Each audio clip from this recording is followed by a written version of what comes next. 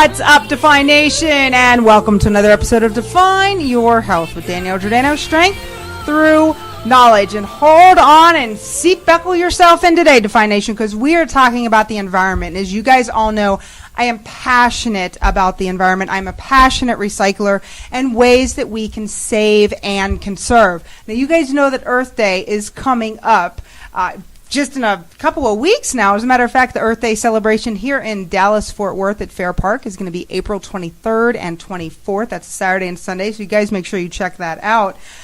And I really felt like we needed to pay some attention to the one beautiful planet that we do have, ways that we can conserve, and really have a conversation about knowledge and things maybe we just weren't aware of, even if we are trying to be environmentally conscious. We are joined today by our very special guest, Kim Burnett, and BPI's certified expert, and really you're passionate about the sustainability and energy consumption, really the future of humanity. And I had to ask you to come on. When I originally met you, I think we were at a networking meeting. But, and by the way, I'm sorry, Kim is from 411 Energy Experts.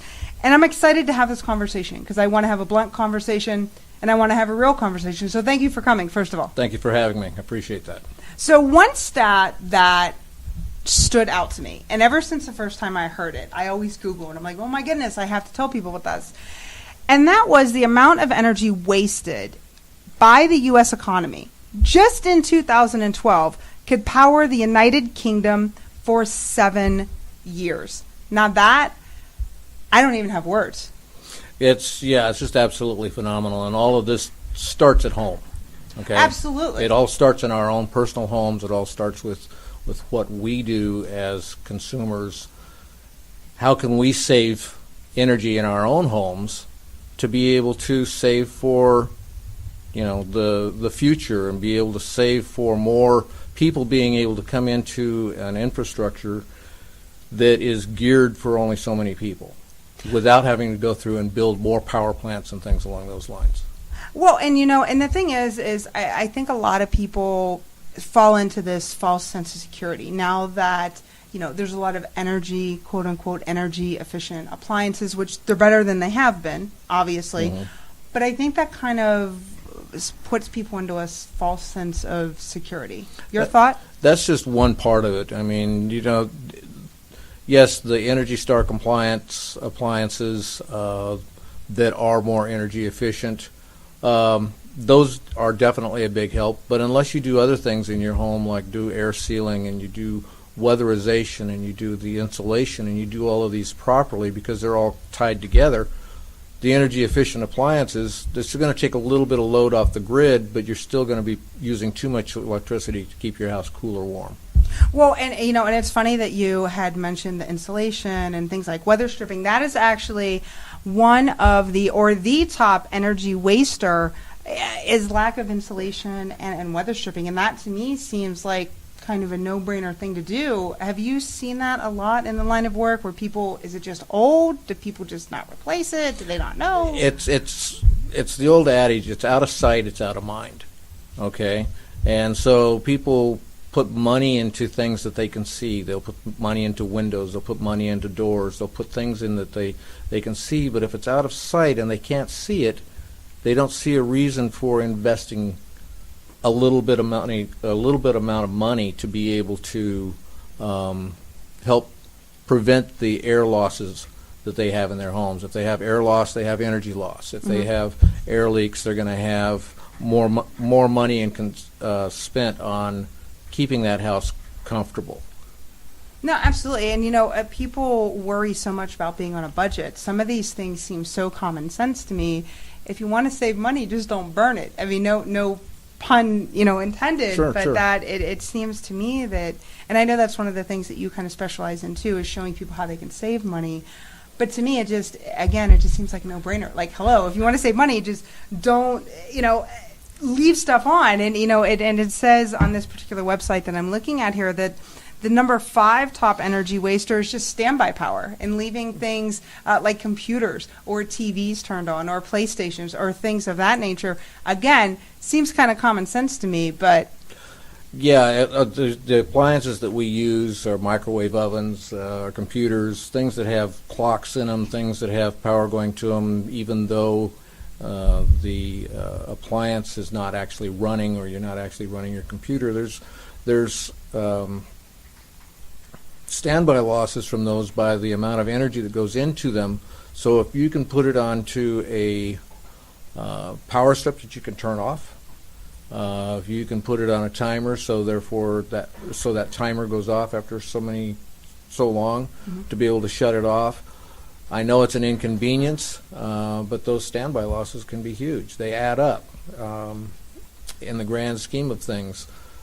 For you as a homeowner, or for me as a homeowner, or a power user, not so much. But additive throughout the entire population, yes, it's a lot. It's a big waste.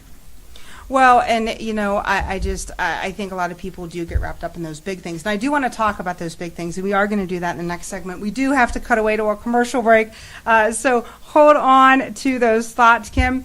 Remember, Define Nation, this segment brought to you by Ramp Up Design. When the voice of your business needs polished digital definition, check out our friends at rampupdesign.com. That's rampupdesign.com.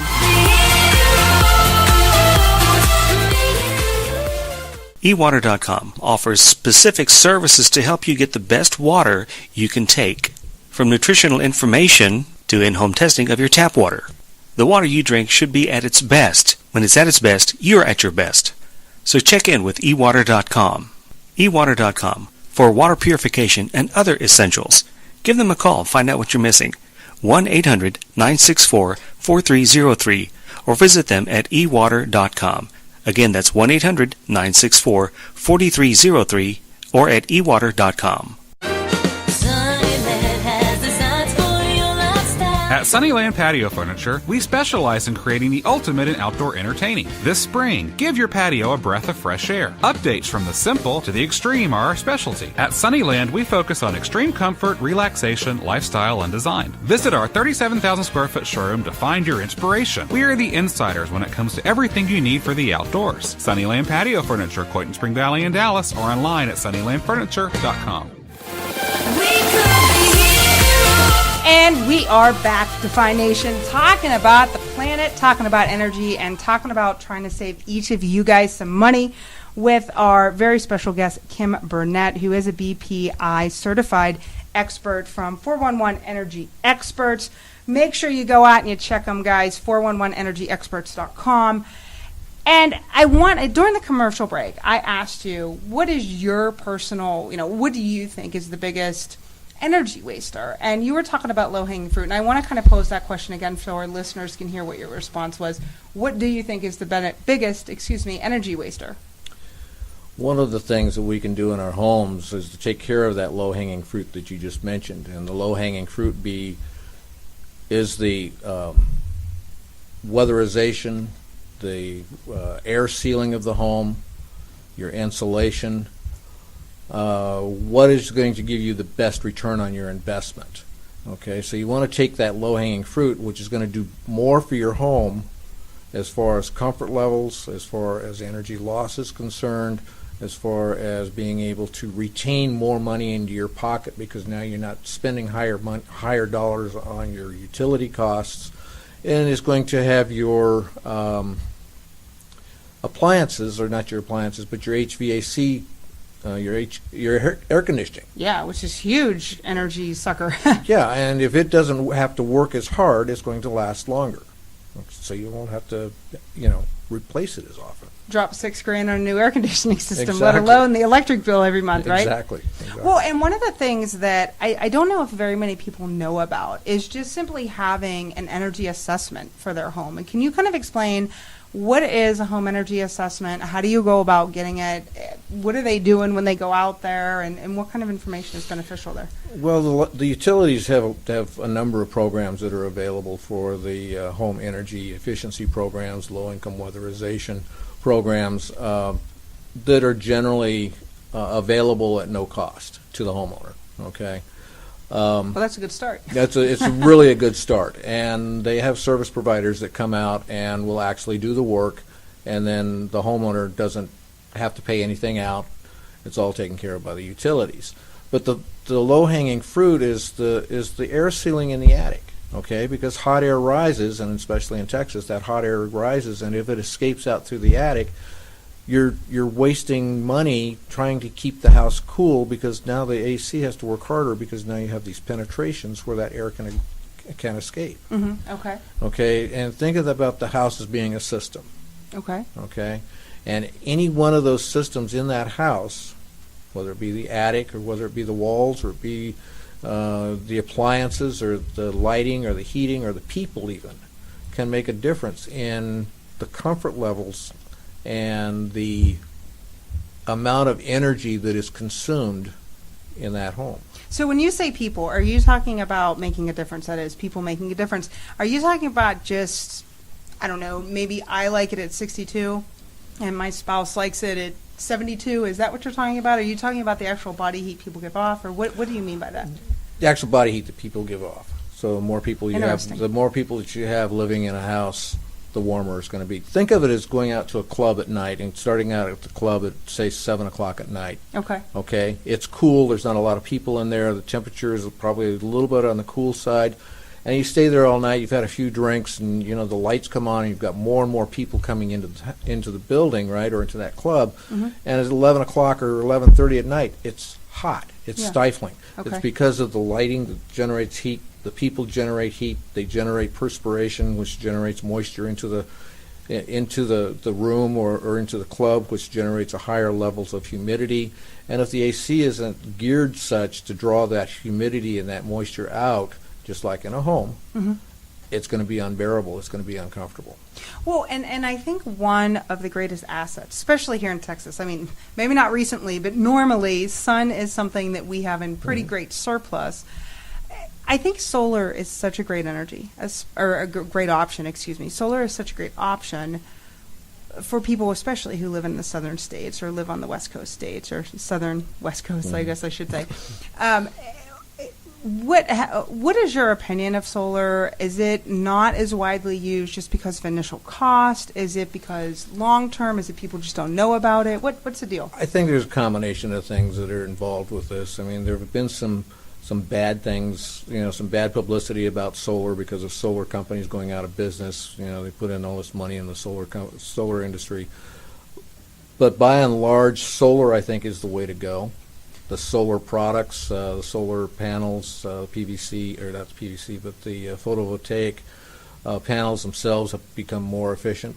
Okay. The battery storage for them, which has been one of the things that has not been, and it's not so much a problem here in Texas because the battery storage only has to last overnight, but battery storage has been a little on the weak side, and it's getting better. Okay. As far as being efficient and being able to store more at more of an efficient basis. Okay. Yes, we do have a lot of solar in Texas. Not every house will be able to qualify for why solar. not? What would be the stipulation there? The inclination of the house, it may be facing the wrong direction. Oh. Okay, so if they don't have a southerly exposed roof, as an example, it probably would not be good for solar.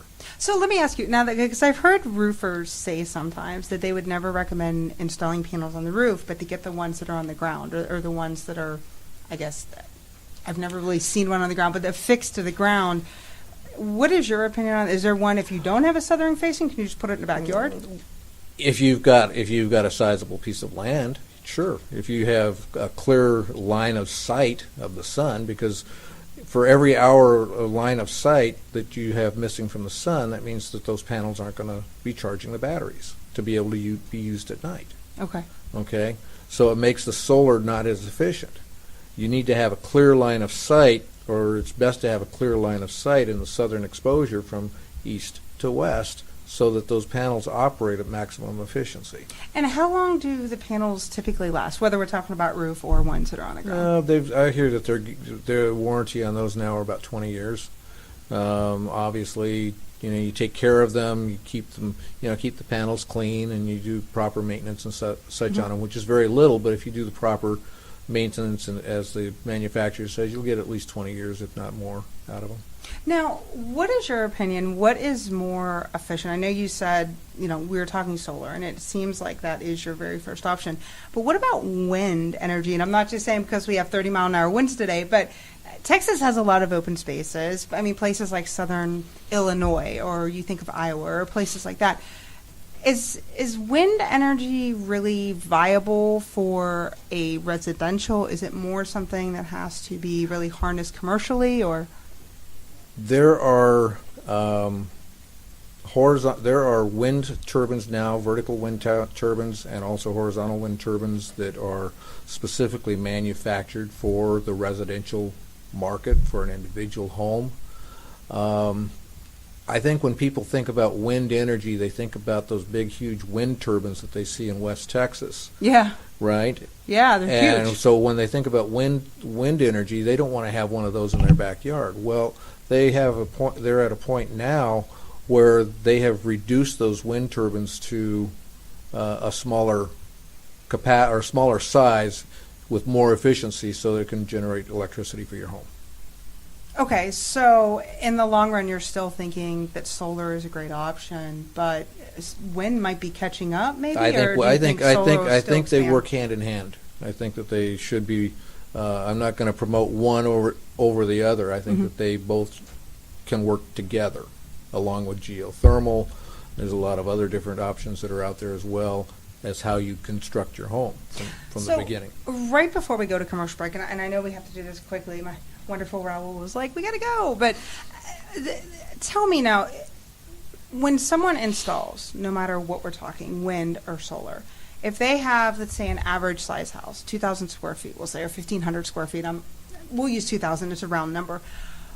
How much energy needs to be generated? And can houses today, with the way that technology is advancing, can they operate solely on a wind or a solar, or are we not to the point yet where a house of that type of square footage, again, talking about Texas summers, 110, 105, and those are the lows sometimes, is that a viable option to run an entire house or not yet? Providing that the house is built from the ground up to accommodate that. Energy efficient, you mean? To be energy efficient. To do a retrofit on an existing home, it would be very difficult for it to be totally self-sustained off of just solar or wind. But if you build the house from the ground up using the proper insulation, using the proper air sealing as the house is constructed, all of those things factored in, then yes, the house could be totally off the grid. Okay, well, awesome. Well, Define Nation, we've got to cut away to commercial break. Remember, this segment is brought to you by the Princeton, Texas Chamber of Commerce.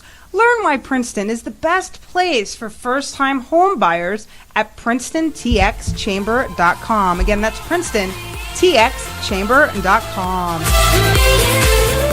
Hey, Define Nation, I don't know about you, but when I was choosing to purchase my first home and lay down some Texas roots, I had so many factors to consider. It was just overwhelming. What was my solution? Princeton, Texas, of course. Did you know it was selected as the best city for first-time homebuyers? With a top-rated school district, expanding housing market, and genuine right-at-home feeling, it's no wonder why people are attracted to this all-American Texas town.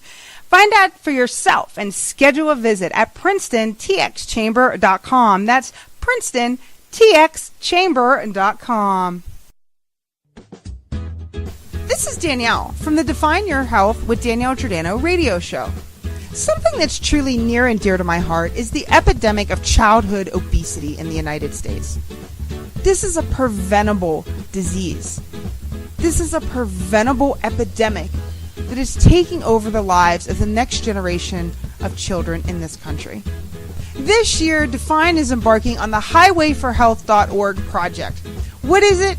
It is a project to call attention to the epidemic of childhood obesity in the United States and how preventable it truly is. The project will give parents the tools and the resources that they need to make the right choices and truly equip themselves with the right knowledge so that they can help the next generations of Americans. Visit highwayforhealth.org. Again, that's highway, F-O-R, health.org. Again, that's highwayforhealth.org.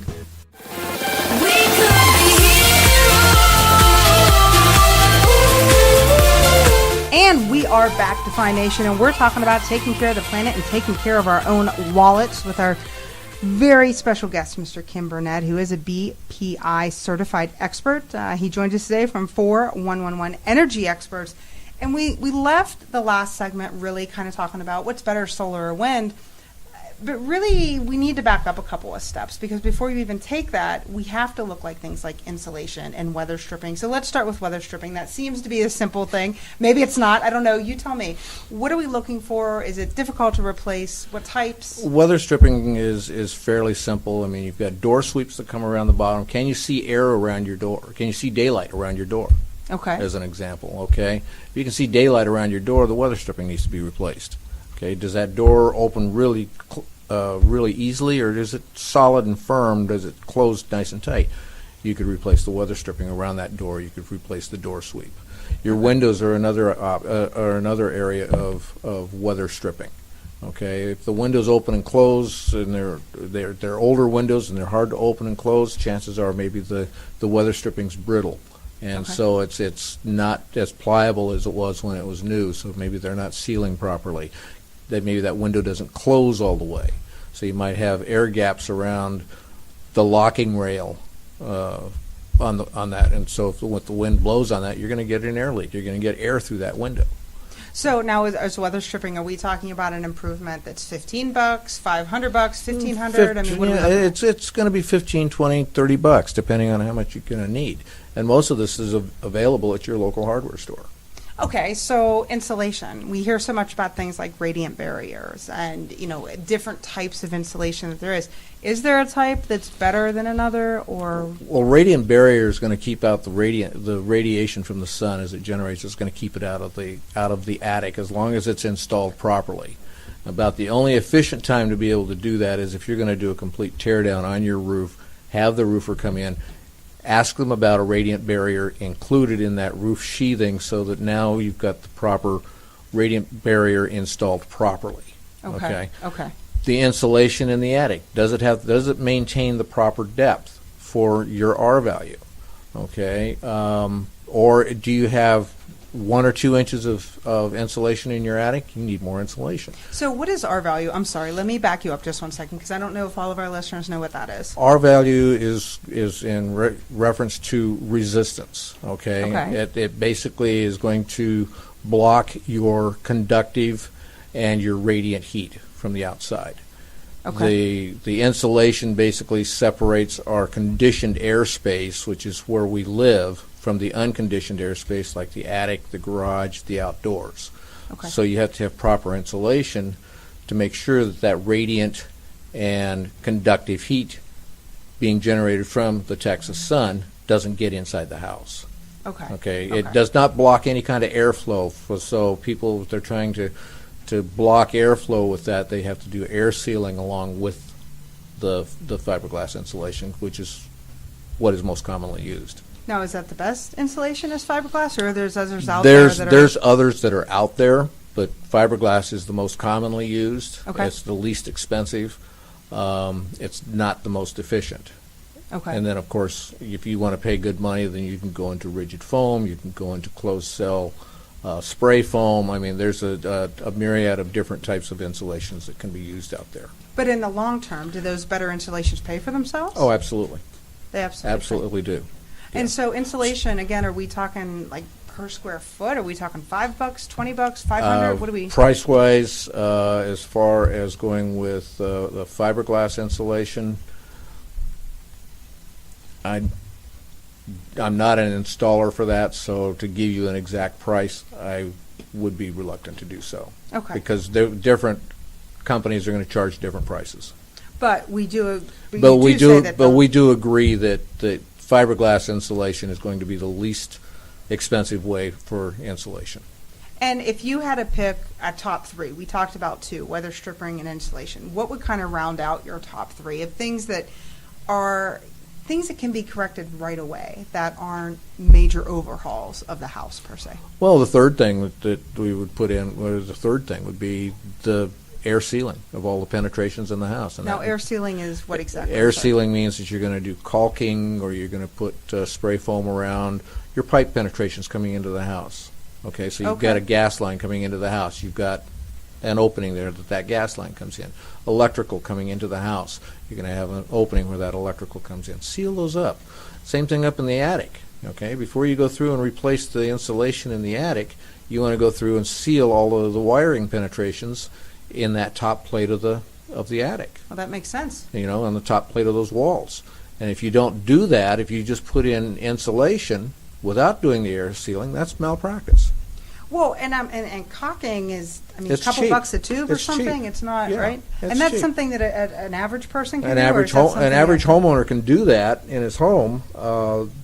You've got to be careful because, as I said earlier, the whole house is a system. Okay, and you start changing any one of these systems, you can change the overall system of the house. Okay, meaning that if you start having too much negative pressure in the house, if you have gas appliances, you can affect the amount of carbon monoxide that flows out, or you could possibly start having flame rollout from the appliances. Okay, if you tighten the house too tight without proper ventilation. Because we have to, and if you don't have the proper ventilation, it's also not going to draw out the humidity out of the house, making the house unbearable, uncomfortable.